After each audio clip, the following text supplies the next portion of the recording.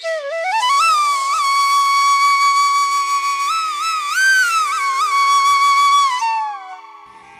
સિયારામ। અયોધ્યાની અંદર જ્યારે ભગવાન રામનું મંદિર નિર્માણ થઈ રહ્યું છે, ત્યારે રામલલ્લા જ્યારે મંદિરમાં બિરાજવાના છે, ત્યારે મારે આપ દરેકને અયોધ્યાનો એક સુંદર મજાનો પ્રસંગ સંભળાવવો છે।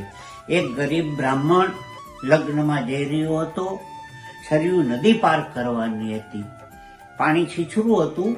પથ્થર ઉપર પગ મૂકતા મૂકતા મૂકતા બ્રાહ્મણ આગળ જઈ રહ્યો હતો અને છેલ્લે ગાય પાણીમાં ખૂંચી ગઈ હતી। ગાય ઉપર પગ ભૂલથી મુકાઈ ગયો। બ્રાહ્મણ આગળ તો નીકળી ગયો સામે પાર, પણ ગાયને વાચા ઉપજી ગઈ કે મારી ઉપર પગ મૂક્યો છે તો હું તને શ્રાપ આપું છું કે આવતી યોનિમાં તારે પણ પશુ થવું પડશે। આ સાંભળીને બ્રાહ્મણ ગભરાઈ ગયો, ચિંતા કરવા માંડ્યો। બીજા બધા બ્રાહ્મણો પાસે જઈને આ રીતે શ્રાપની વાત કરી તો આનું નિવારણ શું એવું બ્રાહ્મણે પૂછ્યું। એટલે બ્રાહ્મણો વિચાર કરીને કીધું કે મન કર્મ વચનથી અતિ પવિત્ર સ્ત્રી કોઈ તારી ઉપર પાણીનો ઘડો રેડે તો શ્રાપમાંથી મુક્તિ મળે।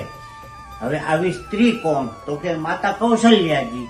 બધા બ્રાહ્મણો ગયા કૌશલ્યાજી પાસે વિનંતી કરી કે એક બ્રાહ્મણને ગાય માતાનો શ્રાપ મળ્યો છે, એની ઉપર જો પાણીનો ઘડો આપ રેડો તો શ્રાપમાંથી એમને મુક્તિ મળે।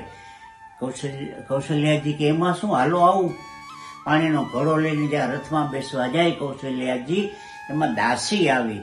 દાસીએ કીધું માતાજી કઈ બાજુ? તો એક બ્રાહ્મણે શ્રાપમાંથી મુક્તિ દેવાની છે, એની ઉપર પાણીનો ઘડો મારે રેડવાનો છે, એટલે હું જાઉં છું। દાસી કે એમાં આપને થોડો ધક્કો ખાવાનો, એ તો હું કરી આવું।